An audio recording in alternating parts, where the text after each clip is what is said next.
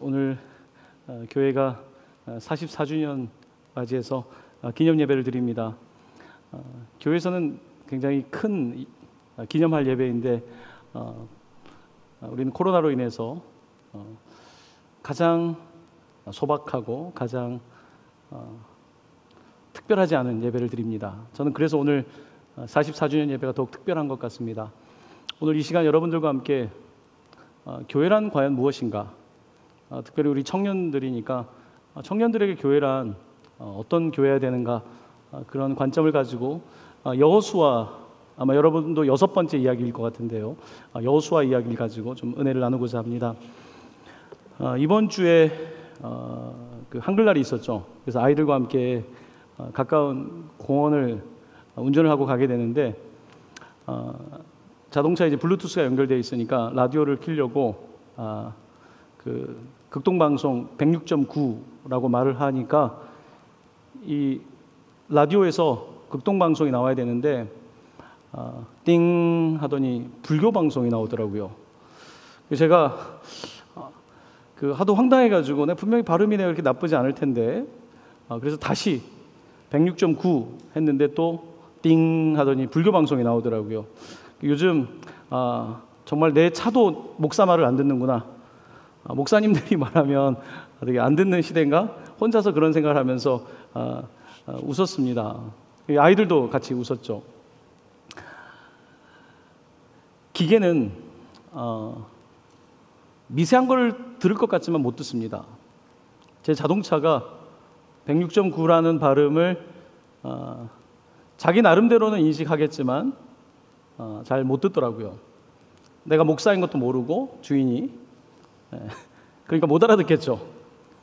분명히 사람이었으면 기독교 방송인가 보다 할 텐데 기계는 못 알아듣습니다.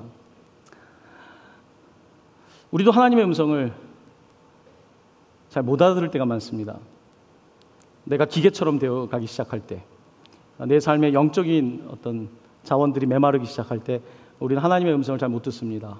그래서 엉뚱한 채널을 맞추게 됩니다. 또 때때로 우리는 하나님의 말씀을 안다고 하면서도 똑바로 말을 못합니다. 제가 발음이 틀렸던지 하나님의 말씀을 또 정확하게 말하지 못할 때 커뮤니케이션에 실패하게 되겠죠. 오늘 우리는 그 어떤 때보다 하나님의 음성에 귀를 기울여야 됩니다. 그런데 하나님의 음성을 듣는 것이 생각보다 쉽지가 않습니다. 이 시대에 더더욱 어려운 것 같습니다. 오늘 여러분들과 함께 여호수아 교회 이야기를 좀 하려고 하는데요. 요즘 여러분들 너무 많이 들은 이야기죠. 뉴 노멀. 요즘 뉴 노멀이란 말을 정말 많이 쓰더라고요. 새로운 정상. 노멀이 정상 아닙니까? 정상적인 게 뭘까? 우리는 정상적인 것이 정상적으로 예배하면 여기가 훨씬 더 가득하겠죠? 그리고 오면 반가워서 악수도 하고 그것이 좀 더 정상적인 거겠죠. 끝나고 나면 셀 모임도 하고 서로 밥도 먹고 이런 정상적인 것을 우리가 하지 못하고 뉴 노멀, 새로운 정상적인 건 뭡니까? 서로 만나도 2m씩 거리를 두고 만나도 서로 주먹 악수 정도 하고 밥을 같이 먹지 못하고 이것이 우리가 살아가는 뉴 노멀, 새로운 정상인 거죠.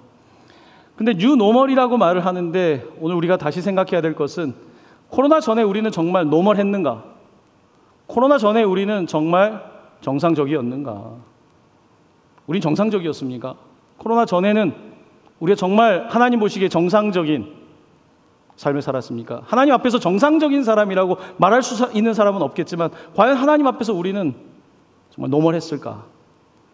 하나님께서는 어쩌면 코로나를 통해서 우리에게 과거에 우리의 정상적인 것이 아니라 하나님의 정상적인 것을 말씀하려는 것일지 모르겠다는 생각을 많이 합니다. 요즘은 그 어떤 때보다도 성경을 읽다 보면 몰랐던 내용을 더 많이 알게 되는 것 같아요. 저 목사로서는 이게 감사한 부분입니다. 늘 내가 듣던 거에서 하나님 뭐라고 말씀하십니까? 왜냐하면 어떻게 해야 될지 모르겠으니까. 여기 계신 청년들도 어떻게 해야 될지 잘 모르겠죠. 저도 마찬가지입니다. 교회도 마찬가지입니다. 특별히 청년 공동체, 다음 세대 공동체는 더더욱 위기 가운데 있습니다. 이런 시대에 오늘 우리가 뉴 노멀이 아니라 God's 노멀, 하나님의 정상, 하나님의 노멀한 게 뭔지에 대해서 우린 다시 물어야 될 겁니다. 하나님은 무엇을 정상이라고 말하는가? 어쩌면 세상에서는 비정상적인 것이 하나님의 눈에 보기에는 정상적일 수 있습니다. 오늘 이 코로나 시대에 오후 2시에 동방교회 이 예배당에서 예배를 하는 여러분들은 정상적입니까? 다른 사람 눈에 여러분들은 그렇게 정상적이지 않이 보일 수도 있습니다. 무엇이 노멀한 것인지에 대해서, 무엇이 앱노멀한 것인지, 비정상적인 것인지 우리는 누구의 관점에 의해서 말해야 될지 모르는 시대를 살아가고 있습니다. 분명한 것은, 하지만 하나님께서는 오늘 우리를 하나님의 노멀을 따라가는 사람들로 부르고 계신다는 겁니다. 여호수아 말씀을 저희들이 배우고 있는데, 그전에는 광야 이야기를 했었는데요, 이스라엘 백성들은 예전에 애굽의 노멀한 방식으로 살았습니다. 애굽의 노멀은 뭡니까? 바로를 섬기는 거고, 그 보이는 신들을 믿는 거고, 그 권력 체계 안에서 어떻게든지 서바이벌 하기 위해서 살았던 것이 이집트에 살았던 이스라엘 사람들의 노멀이었습니다. 하지만 하나님께서는 그들을 뉴 노멀의 세계로 이끄세요. 그것은 광야였습니다. 광야는 새로운 노멀이에요.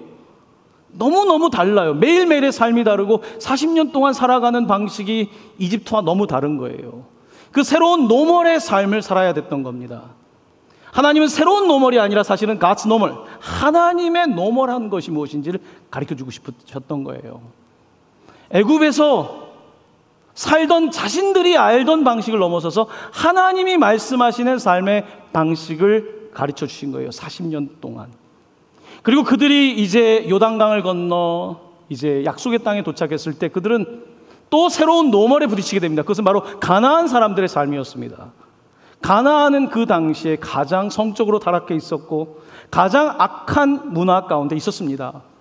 그곳에 들어간 이스라엘 백성들은 그들이 생각하는 노멀이 아니라 그 가운데서도 광야에서 하나님과 함께했던, 하나님을 예배했던, 그곳에서 받았던 하나님의 말씀을 가지고서 하나님의 노멀한 방법으로 살아야 됐던 겁니다.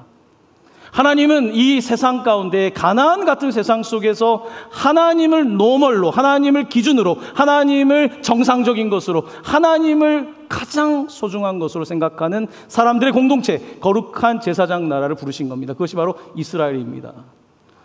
그러므로 오늘 우리가 살아가는 시대 가운데에 어쩌면 사람들이 생각하는 노멀한 방법이 아니라 우리는 상당히 노멀하지 않은 방법처럼 비춰질 수도 있고 보여줄 수 있습니다. 하지만 하나님께서는 오늘 우리에게 말씀하고 계신 거예요. 우리에게 무엇이 정상인지, 무엇이 과연 정상이라고 말할 수 있는지 우리는 다시 물어야 되는 겁니다. 역설이겠죠. 하나님께서는 오늘 여러분들, 우리 청년들을 부르시며 이 오후 2시 35분입니다. 이 시간에 도대체 어떤 것이 그리스도인답게 사는 건가? 도대체 무엇이 교회인가? 무엇이 청년 공동체인가? 다시 묻고 계신 거고 우리는 거기에 답변을 해야 될 겁니다. 자, 오늘 본문의 말씀은 여호수아 설교를 할 때에 많이 언급하지 않는 그런 챕터 중에 하나입니다. 오늘의 이야기는 그렇습니다. 이스라엘 백성들이 요단을 건너고 여리고성 전투를 이기고 아이성에서 패배했다가 다시 승리하고 기브온 전투를 이기고 크고 작은 전투를 끝내고 나서의 이스라엘입니다. 이런저런 승리를 하고 그들은 나름대로 기쁨에 빠져 있었지만 지쳐 있었습니다. 지쳐 있었어요. 보통 어른들의 발달을 이야기할 때 인생 주기 이론에서는 여러분들 그런 청년들이 있을 것 같은데요. 보통 어떤 일을 한 7년, 8년 하게 되면 그 다음에 2년, 3년은 굉장히 이제 번아웃 되고 더 이상 이렇게 집중하기 어려운 때를 맞게 됩니다. 제가 담임 목회 8년 차인데요. 이 8년 차가 사실은 쉬운 때가 아닙니다. 굉장히 지칠 수 있는 때예요. 뭔가 뭐 해서 뭐 하나 이런 생각들을 할 수 있는 때란 말입니다. 자, 이스라엘 백성들이 애굽에서 광야에서 이제 약속의 땅에 도착해서 그들은 그곳에서 지쳐 있었습니다. 지쳐서 그냥 적당하게 가나안 땅에 맞추어서 살아가야 되나, 이런 상황 속에서 하나님의 종 여호수아를 통하여 하나님께서 이렇게 말씀하십니다. 오늘 이것 18장 3절입니다. 여호수아가 이스라엘 자손에게 이르되 너희가 너희 조상의 하나님 여호와께서 너희에게 주신 땅을 점령하러 가기를, 같이 읽어볼까요? 어느 때까지 지체하겠느냐. 어느 때까지 지체하겠느냐. 그러니까 이들이 이제 좀 됐다고 생각하고 그런 힘들기도 하고 그런 상황에 있었습니다.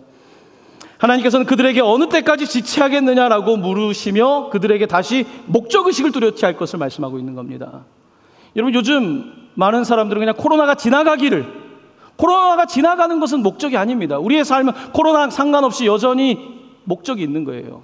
자, 여호수아 시대의 사람들은 이제 그냥 이런 게 뉴노멀이니까 라고 말할 때 뉴노멀이 아니라 God's normal, 하나님은 뭘 원하시는가에 대해서 꾸준히 물었던 거죠. 하나님은 정말 이 시대 가운데 우리에게 무엇을 원하고 계시는 건가? 나에게, 우리 공동체에 무엇을 원하시는가 물었던 겁니다. 여호수아는 거기에 대해서 하나님의 음성을 들을 수 있었고 이제 이스라엘 도전합니다. 잠언서 29장 18절은 이런 말씀이 있습니다. 묵시가 없으면 백성이 방자에 행하거니와 율법을 지키는 자는 복이 있다. 묵시의 반대말은 명시입니다. 밝히 보이는 명시. 많은 사람들은 보이는 대로, 명시적인 대로 살아갑니다. 애굽과 가나안의 특징은 그들은 보이는 신을 따라가는 겁니다. 예전에는 해와 달과 별, 그리고 비가 필요하니까 구름의 폭풍의 신을 섬겼던 것이겠죠. 오늘 우리가 살아갈 때에 눈에 보이는 신은 당연히 성공일 것이고 재정일 것이고 남들이 보기에 근사한 삶일 것입니다. 우리는 그런 것들을, 그 명시적인 것들이 다라고 생각하며 살아가는 세상 속에서 묵시, 보이지 않는 하나님을 믿는 사람들이죠. 사람들은 물어볼 겁니다. 너가 믿는 하나님이 어디 있냐고. 너가 그렇게 주일날 가서 예배하는 그 하나님은 도대체 실체가 있는 것이냐고. 그리고 너에게 실제적으로 어떤 유익함을 주고 있냐고. 너 너무 종교에 빠진 거 아니니? 너 너무 교회에 빠진 거 아니니? 아직 정신을 못 차리고 있는 거 아니니? 여러분은 그런 이야기를 들을 겁니다. 제가 90년대 대학을 다닐 때도 저는 친구들과 선배들에게 그 얘기를 들었으니까요. 우리는 오늘 이 모든 것을 보이는 것으로 말하는 시대 가운데 보이지 않는 하나님, 보이지 않지만 일하고 계시는 하나님, 보이지 않지만 우리의 삶의 궁극적 목적이 되신 하나님을 믿는 사람들입니다. 그러므로 우리는 오늘 이 상황 속에서 다시 우리의 목적, 우리의 나아갈 바야들을 생각해야 되는 겁니다. 자, 이제 이렇게 이들이 지체하고 있을 때에 여호수아는 그들을 격려하고 그들에게 숙제 한 가지를 내주게 됩니다. 오늘 읽은 18장 4절인데요. 우리 이 말씀 한번 같이 읽어볼까요? 너희는 각 지파에 3사람씩 선정하라. 내가 그들을 보내리니 그들은 일어나서 그 땅에 두루 다니며 그들의 기업에 따라 그 땅을 그려가지고 내게로 돌아올 것이라. 자, 무슨 이야기냐면 이스라엘에 12지파가 있습니다. 그 가운데에 7지파가 아직 땅을 못 받았습니다. 7지파가 아직 땅을 못 받았어요. 지금 여호수아는 나이가 들어가는데 지금 여호수아 24장 중에 18장인데 아직도 땅이 없는 지파가 7지파나 됐던 거예요. 이들은 지체하고 있었고 어찌할 바를 모르고 있었습니다. 그저 적당하게 눌러 앉아 있을 때에 여호수아는 그러면 각 지파에서 3명씩 뽑아내가지고 이스라엘의 아직 남은 땅들을 보라는 겁니다. 그래서 그들이 그 땅을 다시 정탐하는데 정탐만 하는 것이 아니라 그 땅을 보고 그려오라고 말합니다. 지도를 그려오라는 거죠. 여러분은 여러분의 인생을 어떻게 그리고 있습니까? 젊을 때 그림이 정말 중요합니다. 여러분 어떤 그림을 그리고 있느냐, 되게 다른 사람들이 보기에는 엉뚱한 그림이라도 그 그림을 그리는 것은 정말 중요합니다. 우리가 퍼즐 조각을 맞출 때에 퍼즐 조각을 뭘 맞춰야 될지 그 겉표지에 있는 것을 본 사람은 퍼즐을 맞출 수 있습니다. 하지만 그림이 없는 사람은 퍼즐을 계속 헤매게 됩니다. 분명한 것은 우리의 삶 속에 본 게 있어야 됩니다. 특별히 성경은 하나님의 그 비전, 하나님의 묵시, 하나님이 보여주신 것을 보는 사람들, 그리고 그것을 보았기에 그것들을 실현해내는 사람들, 인비저블한 것을, 보이지 않는 것을 비저블하게 만들어가는 사람들, 바로 성경의 사람들의 이야기를 하고 있고, 오늘 성경은 우리에게 도전합니다. 우리에게 아직도 머뭇거리고 있는 7지파에게 바로 오늘 이 자리에 우리들에게 하나님께서는 너가 직접 땅을 밟고 그림을 그려보라고, 구체적으로 그 등고선을 그려서 높이를 측정해 볼 것이고 그 거리를 측정해 볼 것이고 그 각도를 측정해 볼 것이고 너는 그 땅을 다니면서 두루두루 살피며 그림을 그리라고 말씀하고 있습니다. 그림은 이왕이면 선명하면 좋습니다. 하지만 젊을 때에 여러분의 그림이 다 선명하진 않을 겁니다. 제 경험으로는 막연하게 그렸던 그림이지만 살면서 조금씩 더 선명해지기 시작하더라고요. 아마 여러분들은 20대, 30대, 40대 나이에 따라서 다를 겁니다. 지금은 이게 될까? 라고 하는 것들이 시간이 지나가면서 되어지는 거죠. 하지만 그것을 믿으려면 용기가 필요합니다. 믿기에는 너무 두려운 거죠. 실패하면 어떡할까? 정말 될까? 이런 생각들이 우리에게 가득해 있을 때 그 그림들을 그리고 이루어 가신 하나님을 바라봐야 되는 거죠. 오늘 하나님께서는 이렇게 이스라엘 백성들에게 독려하시고 그림을 그리다고 말씀하십니다. 여러분은 그림 그리기를 좋아합니까? 저는 개인적으로 이렇게 막 그림을 잘 그리지 않습니다. 저는 머릿속에 멘털 픽처를 많이 그리죠. 머릿속에 많이 그립니다. 2021년도를 그려보고 2030년을 그려보고 통일을 그려보고 선교를 그려보고 저는 그런 그림 그리는 걸 상당히 좋아합니다. 이번 주에 부천 동강교회가 운영하고 있는 동강 인파워먼트 센터라는 곳이 있습니다. 아마 들어보셨을 겁니다. 이 센터는 동강교회가 운영하고 있는 사회복지 운영 주체인데요. 조현병을 앓고 있는 분들, 조현병과 싸우는 분들이 매일 이곳에 와서 활동을 합니다. 여러분 아시다시피 조현병은 환시, 환청 이런 걸로 어려워하는 사람들입니다. 망상. 이번에 이분들이 그림을 그렸고 사진을 찍어서 전시회를 했습니다. 온라인 전시회를 했어요. 어떤 분의 그림을 보니까 오늘 영상으로 지금 예배하는 우리 청년들도 있을 텐데요. 집에서 예배를 드리는데 그냥 설교로 들려야 되는데 설교가 아니라 목사님이 날 감시하고 있는 느낌. 나를 다 우리 집안에 들어와서 다 보고 있는 이런 느낌. 이런 게 이제 지나친 망상이죠. 그리고 누가 나한테 말하는 것 같은 느낌인 거예요. 제가 한국에 수년 전에 돌아왔을 때 어떤 20대 자매를 상담한 적이 있었습니다. 그 자매는 가장 힘들어했던 것이 놀이터였습니다. 놀이터에서 애들의 소리를 들으면 애들이 자기를 욕하는 것 같은 거예요. 그래서 어딜 가지를 못합니다. 윗집에서 쿵쿵거리는 소리가 나도 나한테 하는 것 같은 거예요. 그러니 얼마나 괴롭겠습니까? 끊임없이 사람들이 나에 대해서 이야기하고 나를 감시하고 있고 내 모든 동선을 알고 있다고 생각한다면 얼마나 괴롭겠습니까? 그런 조현병을 앓고 있는 분들이 우리 동강 인파워먼트에서 매일 활동을 합니다. 그들이 그림을 그렸는데요. 그림 2장을 좀 여러분께 보여드리려고 합니다. 이 첫 번째 이번 전시에 나왔던 그림입니다. 이 그림의 제목은 다나한 여인입니다. 다나한 여인. 그 작가가 쓴 글입니다. 내 마음속에는 여자가 살고 있습니다. 나는 저 여자를 통해서 새로운 인생을 시작하고 싶습니다. 하지만 저 여자는 나의 말을 들어주지 않습니다. 나는 빨간색을 좋아하지만 내 옷은 빨간색 옷이 없어서 내 안에 사는 여자에게 빨간 옷을 입혀보았고 그 여자를 그려보았습니다. 이 여자분은 빨간색 옷이 없답니다. 자기 안에 살고 있는 내가 정말 되고 싶은 나에게 빨간색 옷을 입혀주고 싶어서 그렸답니다.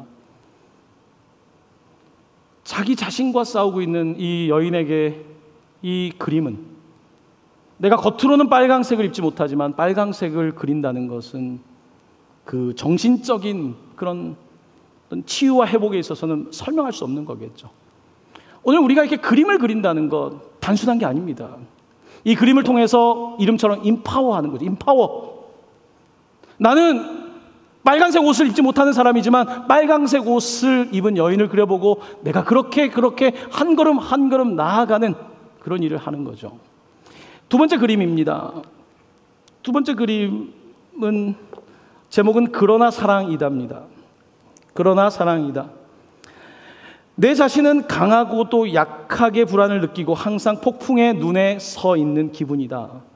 이 기분을 더 자세하게 표현한다면 나의 내면에서는 힘듦과 안정감이 헤우리치면서 불안을 느끼고 있다. 하지만 그 불안 속에서 나는 나의 중심에 사랑을 그려냈으며 내가 불안해 힘들고 지치더라도 사랑하는 마음을 놓치고 싶지 않기 때문이다.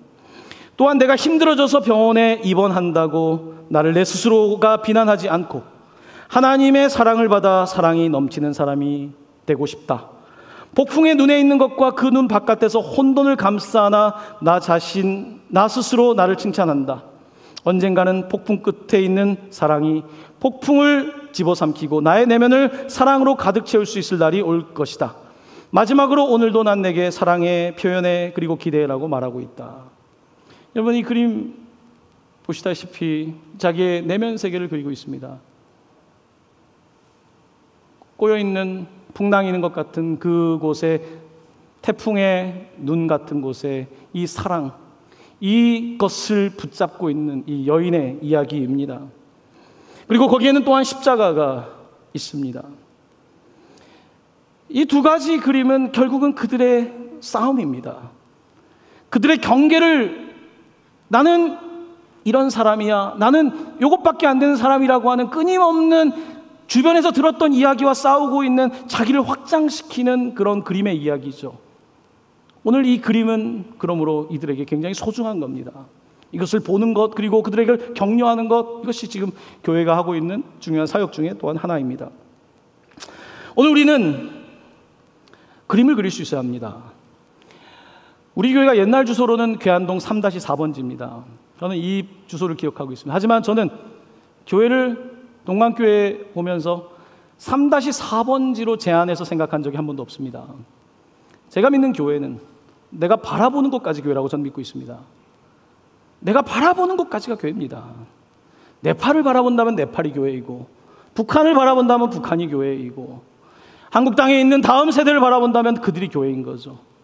오늘 하나님께서는 우리에게 약속의 땅을 주셨건만 우리는 스스로 제한되고 하나님이 주신 그림을 그리지 못하고 그저 여기에 머물러 있는 두려움 때문에, 불안 때문에, 혹은 실패 이후에 내게 닥칠 모든 책임 때문에 우리는 그 자리에 멈춰 있는 것입니다.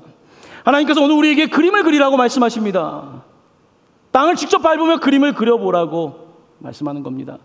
저는 가끔 땅 밟기를 합니다. 제가 관심 있는 곳에 가서 땅을 밟습니다. 한 번 돌 때는 안 보이는 것이 두 번 돌면 보입니다. 여리고성을 돌 때도 그랬을 겁니다. 3번, 4번, 5번, 6번 돌 때마다 보이기 시작하는 거죠. 하나님의 더 가까이 가는 거죠. 그러면서 그림을 그리는 것입니다. 하나님의 그림을 그려보는 것이겠죠. 요즘 지금 그림을 그릴 때는 선으로 그리는 거 아닙니까?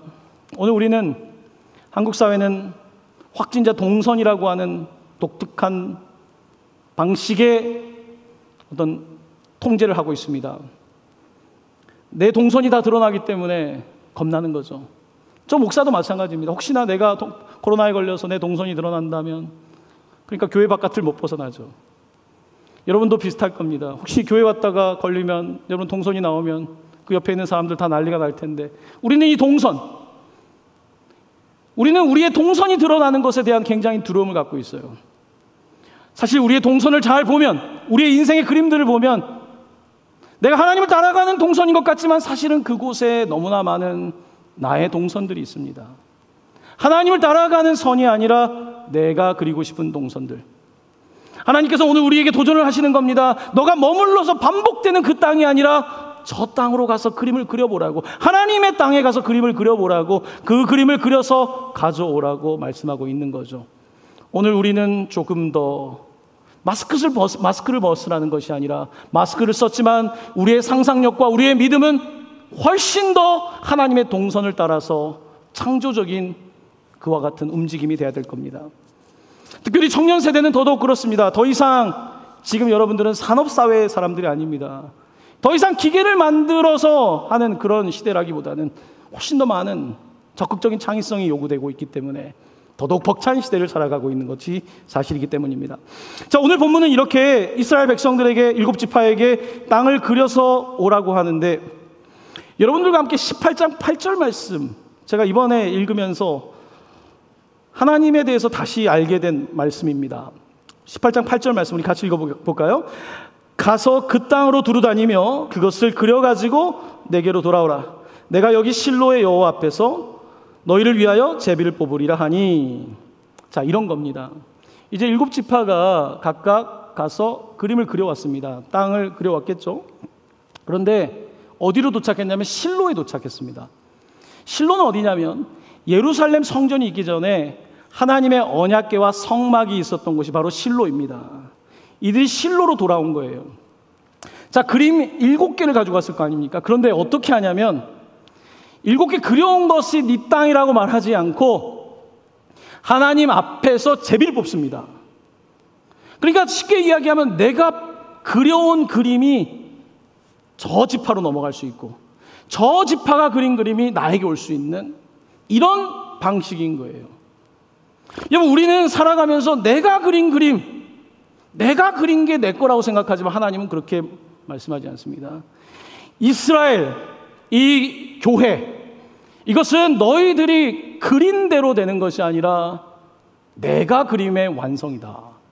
이 그림을 선택하는 건 나다. 이 제비뽑기는 여러분 누구도 선택할 수 없는 거예요. 하나님은 제비뽑기를 하시는 이유가 인간의 선택권을 궁극적으로는 하나님이 인정하지 않습니다. 우리에게 그리라고 하지만 마지막 최종 권위는 하나님께 있는 거죠. 바로 이것이 여호수아 교회입니다. 이것이 세상에 보이는 세상과 다른 겁니다.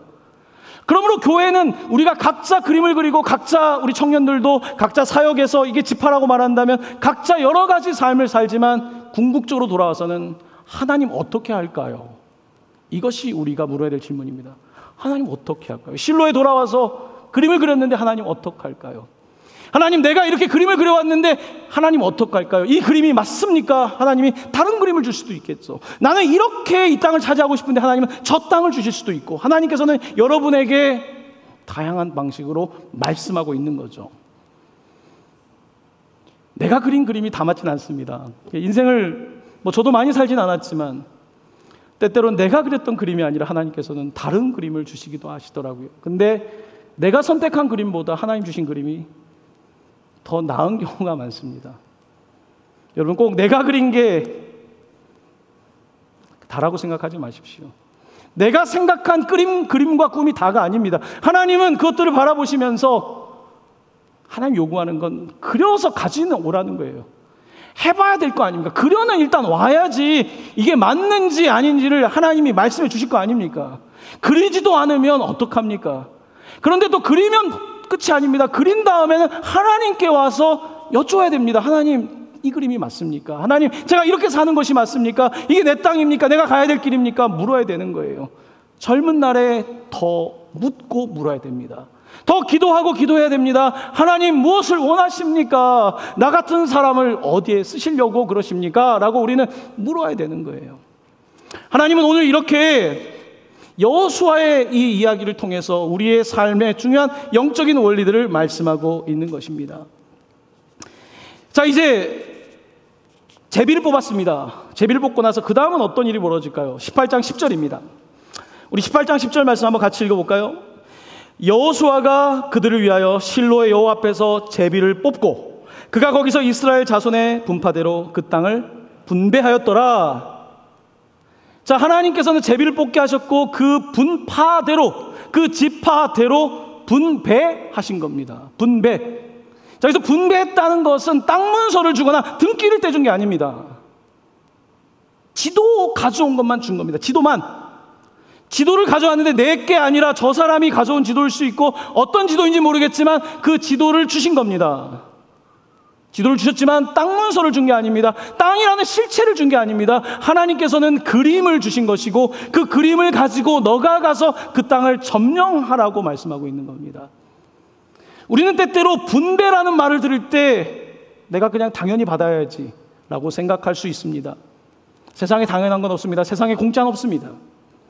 하나님은 우리에게 그림을 가져오라고 하시고 너가 힘들겠지만 그저 주저앉고 싶고 후퇴하고 싶고 여기까지만 하고 싶을지 모르겠지만 다시 용기를 내어서 그 땅을 점령해라 라고 말씀하고 있는 겁니다. 하나님은 여러분을 쓰려고 하는 거예요. 하나님은 저를 쓰는 거고 굳이 교회를 쓰시겠다는 겁니다. 하나님이 굳이 교회를 사용하셔서 하나님의 나라를 만드시겠다는, 굳이 그 많은 민족 가운데 약한 이스라엘 뽑아서 그들을 통하여 하나님의 영광을 나타내시겠다는, 굳이 여러분과 저를, 굳이, 그것이 하나님의 마음입니다. 우리가 그 마음을 다 이해할 수 없지만 바로 이것이 하나님의 나라이고 바로 이것이 교회입니다. 하나님은 오늘 이렇게 우리에게 땅밟기를 하고 그림을 그리고 와서 하나님의 뜻대로 그림을 내어드릴 때에 이제는 지도를 주시고 이대로 해라 라고 말씀하고 있는 것입니다. 사랑하는 형제자매 여러분, 여기서 분배라고 하는 단어는 그냥 이렇게 똑같이 나누어졌다는 개념이 아닙니다. 영어에서는 assign이라고 번역한 성경도 있어요. assign, 이것은 숙제를 내준 것입니다. 각 지파에게 숙제를 내준 겁니다. 해답을 준 것이 아니라 지도를 주고 숙제를 내준 겁니다. 너희 지파들에게 준 거니까 너희 지파들이 하나가 되어서 그것을 차지하라고 말씀하고 있는 것입니다. 하나님의 은혜는 공짜라고 말하지만 하나님의 은혜는 공짜가 아닙니다. 왜냐하면 예수 그리스도께서 너무나 많은 고난과 보혈을 흘리시면서 우리를 구원하셨기 때문입니다. 때때로 우리는 너무 당연하게 생각합니다. 우리가 코로나 이전에 당연했던 것들이 더 이상 당연하지 않은 것처럼 오늘 우리의 삶 속에 당연했던 것들을 다 버려야 합니다. 당연했던 것이 아닙니다. 하나님의 당연함을 다시 찾아야 되는 것입니다. 그러므로 오늘 본문은 우리에게 도전하고 또 도전하고 있습니다. 저는 개인적으로 최근에 청년부 설교를 많이 하지 못했지만 늘 청년에 대한 부담이 큽니다. 왜냐하면 제가 청년 시절에 저도 교회를 떠나고 싶을 때가 많았기 때문입니다. 나는 청년들이 얼만큼 압박을 당하는지 저도 압니다. 그런데 저 때보다 더 압박이 클 겁니다. 대학을 다니면서 교회 다니는 것이 그렇게 사람들 눈에 매력적으로 보이지 않을 겁니다. 심지어 여러분들 연애를 할 때 교회 열심히 다닌다 그러면 별로 좋아하지 않을 파트너들이 많을 겁니다. 여러분들이 생각하는 세상의 방식, 노멀한 방식에 여러분들은 상당히 정말로 내가 크리스찬임을 클레임한다면 만만치 않을 것입니다. 만만치 않을 거예요. 자, 이런 세상 속에서 어떻게 하면 우리가 여전히 하나님을 신뢰하고 여전히 하나님을 믿고 하나님의 약속을 믿고 꿈을 꾸고 계속 나아갈 것인가? 보이지 않는 하나님을 믿는 겁니다. 우리는 보이는 하나님을 믿지 않습니다. 하나님은 우상을 만들지 말랍니다. 교회는 특별한 우상이 없습니다. 교회는 심플합니다.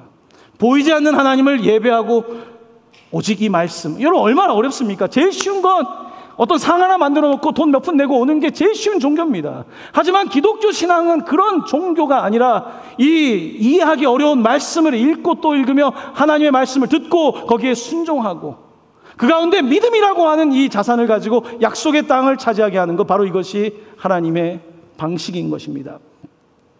이제 마지막으로 말씀을 맺으며 여러분들과 함께 여호수아 교회, 이스라엘의 이야기를 신약 성경의 교회의 이야기 로마서 12장과 조금 연결해서 말씀을 드리고자 합니다. 자, 그러면 우리 청년 공동체 교회는 뭘까? 전체 큰 교회 안에 청년이 있는 것이고 또 동강교회도 하나님의 보편적 교회 안에 있겠죠. 하지만 어쨌든 여러분의 공동체를 생각하고 이 말씀을 들으시면 좋겠습니다. 로마서 12장 3절입니다. 우리 같이 읽어볼까요? 화면에 말씀 준비되어 있으면, 내게 주신 은혜로 말미암아 너희 각 사람에게 말하노니 마땅히 생각할 그 이상의 생각을 품지 말고 오직 하나님께서 각 사람에게 나누어 주신 믿음의 분량대로 지혜롭게 생각하라. 믿음의 분량대로. 아까 제비 뽑는다 그랬습니다. 제비를 뽑을 때 내 마음으로는 이해가 안 되고 내가 그린 그림인데요. 여러분, 우리가 신앙생활을 한다는 것은, 믿음의 분량이라고 하는 것은 믿음이 높으면 높을수록 하나님의 주권을 인정하는 것입니다. 이것은 하나님의 것이라고 하는 것에 대한 철저한 생각을 가지고 있는 거죠. 믿음의 분량대로. 교회는 지식의 분량대로 움직이지 않습니다. 교회에 지식인들이 많이 모이면 이 교회가 잘 될 거라고 생각하시죠. 지식 자랑으로 시끄럽습니다. 교회에 좀 물질이 있는 사람들이 와서 잘 섬기면 교회가 잘 될 거라고 생각하시죠. 그렇지 않습니다. 동강교회가 44년 동안 오늘에 오게 된 것은요, 동강교회 참 소박한 교회입니다. 지금은 이렇게 크고 좋은 건물에 있지만 천막으로 시작한 교회입니다. 이게 세 번째 건물 아닙니까? 소박한 사람들이 사실 소박하게, 어떻게 보면 서울에 인접해서, 서울에, 여러분 인서울이 얼마나 어려워요. 여기 가깝고도 멀잖아. 여기에 위치한 부천 동강교회는 지식의 자랑으로 되어진 교회 아닙니다. 동강교회가 개척될 때에 동강교회, 제가 어른들의 이야기를 들으면 기도하는 사람들이 많았다는 것, 똑똑한 사람 별로 없었고 가진 사람 별로 없었고, 1976년도 그 당시에 이곳은 논밭이 많았던 지역입니다. 이 지역에서 사람들이 기도했고 그리고 믿음의 분량대로 섬길 때 바로 오늘에 이르게 된 겁니다. 교회는 믿음의 분량대로입니다. 청년 공동체에 지금 필요한 것은 뭐 대단한 탤런트가 있고 대단한 능력이 있는 누군가가 들어와서 이 공동체를 멋지게 이끌어주면 좋겠다. 뭐 그러면 좋겠죠. 하지만 믿음의 분량대로입니다. 믿음. 하나님에 대한 얼만큼 믿음을 갖고 있는가, 하나님을 얼마나 신뢰하는가, 하나님에 대한 얼마나 우선권을 주는가, 이 믿음의 분량이 있는 사람들이 모일 때에 이 공동체는 사람들이 보면서 얕잡아 볼 수 없는 공동체입니다. 저기에 무언가 있다라고 느낄 수밖에 없는 거죠. 저 공동체에 비판을 하고 욕을 하면서도 저들이 살아가는 방식에 대해서 더 이상 비판할 수 없는, 바로 그와 같은 거룩한 공동체가 되는 것입니다. 자, 로마서 12장은 계속해서 이 믿음의 분량을 강조하고, 이제 또 읽을 두 번째 그 패시지에서는 믿음의 분수를 강조하는데, 화면을 보십시오. 우리에게 주신 은혜대로 받은 은사가 각각 다르니, 은사가 다르니 혹 예언이면 무엇대로? 믿음의 분수대로. 예언을 하는 사람이 그냥 주저리 하는 게 아니라 믿음의 분수대로. 그 다음에 이 분수대로라고 하는 말은 모든 문장에 사실 다 포함되는 겁니다. 혹 섬기는 일이면 섬기는 일로, 혹 가르치는 자면 가르치는 일로, 위로하는 자는 위로하는 일로, 구제하는 자는 성실함으로, 다스리는 자는 부지런함으로, 긍휼을 베푸는 자는 즐거움으로 할 것이니라. 자기 역할 잘하라는 거죠. 믿음의 분수대로. 가르치는 역할하는 사람은 딴 것보다 가르치는 일에. 제가 요즘 좋은 게 하나 있습니다. 이게 뭐 좋다고 말해야 될지 여러분이 오해하지 마십시오. 저에게 조금 더 말씀을 묵상할 시간이 있다는 것. 지금 돌아보니까 되게 바빴더라고요. 말씀을 좀 더 깊이 볼 수 있을 여유가 없었던 때가 많았습니다. 장례식도 가야 됐고요. 토요일마다 결혼식이 얼마나 많습니까? 주일을 준비하기에 너무나 분주했던 삶 속에 저 개인적으로는 하나님의 말씀 가운데, 아니 이런 말씀이 있었나, 이런 게 너무 많죠. 가르치는 사람의 가르치는 분수대로 해야 되는데, 여러분은 또 여러분의 분수대로, 20대에 20대에 각자의 분수가 있는 거고 30대에 있는 것이고, 또한 각자에게 주어진 역할들이 있는데 그 믿음의 분수대로, 나이가 어려서가 아니라 나이가 많아서도 아니고 바로 믿음의 분량대로, 믿음의 분수대로 은사에 맞게끔 일하게 될 때에 교회는 믿음의 분량대로 생각하시는 하나님, 그리스도가 교회 머리 아닙니까? 내가 생각하는 게 아닙니다. 우리가 바보여서가 아니라 하나님의 생각 아래에 내가 있는 거죠. 그리고 나는 팔이면 팔대로, 다리면 다리대로, 목이면 목대로, 각자의 위치에 대로, 믿음의 분량대로, 믿음의 분수대로, 은사대로 일을 하게 될 때에 교회는 Body of Christ, 그리스도의 몸이 된다는 것입니다. 우리는 머신이 아닙니다. 기계가 아닙니다. 우리는 굉장히 자율성으로 누구도 억지로 모이라고 하지 않습니다. 하지만 예수 그리스도를 주로 섬길 때에, 그분의 말씀을 듣기 시작할 때에 교회 공동체 안에는 연결되는 역사가 일어납니다. 그래서 마치 뼈와 뼈가 맞는 것처럼, 근육이 연결되고 신경이 연결되는 것처럼 교회 공동체는 그렇게 만들어지는 것입니다. 하나님께서는 이스라엘을 그렇게 만드시길 원하셨고, 하나님께서는 신약 성경에서는 바로 교회가 그렇게 되기를 원하고 계시는 것입니다.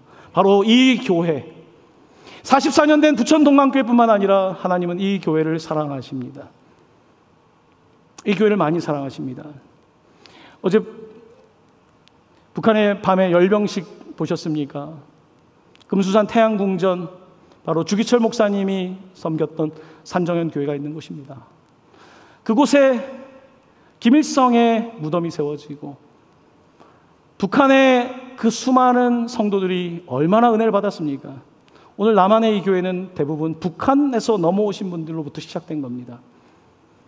저는 요즘 오늘도 우리 북한 세터민 형제와 대화를 하고 저는 바라보고 있습니다. 저의 때에, 여러분의 때에 그곳에 다시 교회가 세워지기를, 다시 그 주소에 다시 교회가 세워지고 다시 그 약속의 땅에 하나님을 찬양하는 일들이 일어나기를, 이거 그리는 겁니다. 그리기 때문에 지금 뭐래도 하는 겁니다. 무엇이라도 해보는 거예요. 이것이 작은 일이라고 해도 내가 할 수 있는 일을 하는 것입니다. 그것이 오늘 우리가 해야 될 일인 것입니다. 마땅히 해야 될 일인 것입니다. 사랑하는 형제 자매 여러분, 어려운 때라고 해서 너무 위축되거나 너무 좌절하지 마십시오. 하나님을 꾸준히 믿으십시오. 잠시 믿지 마시고 꾸준히 믿으십시오. 여러분들의 그림이 명확하지 않더라도 그려보십시오. 그리고 하나님께 가져오십시오. 하나님께서 여러분들의 그림에 대하여 말씀하실 것이고 하나님께서 여러분에게 또한 새로운 그림도 주실 줄로 믿습니다. 저는 우리 승리 공동체가 너무 어려운 일을 맡고 있다고 생각합니다. 부천시에 이렇게 청년들이 모이는 공동체가 여러분 몇 개라고 생각하십니까? 청년들을 그래도 길을 잃어버린 청년들을 그래도 우리가 찾고 그래도 이 세대 가운데에 예배하는 그런 승리 공동체 되기를 바랍니다. 저는 부천동방교회가 그 이유 때문에 있다고 생각합니다. 여러분 자신이 있는 자리를 귀하게 여기시고 여러분들 한 사람 한 사람이 내가 소중한 지체임을 알고 서로 격려하고 그 가운데에 하나님께서 원하시는 아름다운 교회를 만들어가는 44주년의 영광이 어르신들이 지금까지 쌓아온 영광으로 끝나지 말고 여러분들의 또 영광이 되어서 여러분도 후배들에게 그와 같은 교회의 미션을 넘겨줄 수 있는 그런 젊은 세대들 되기를 바랍니다. 우리 다 같이 힘을 내고 영상을 보는 모든 우리 지체들도 오늘 같이 은혜 받고 힘낼 수 있기를 바랍니다. 우리 함께 이 시간 찬양하기를 원합니다. 교회여 일어나라는 찬양인데요. 앉아서 부를 수는 없겠죠. 우리 다 같이 자리에서 일어나셔서 교회여 일어나라 함께 찬양하겠습니다.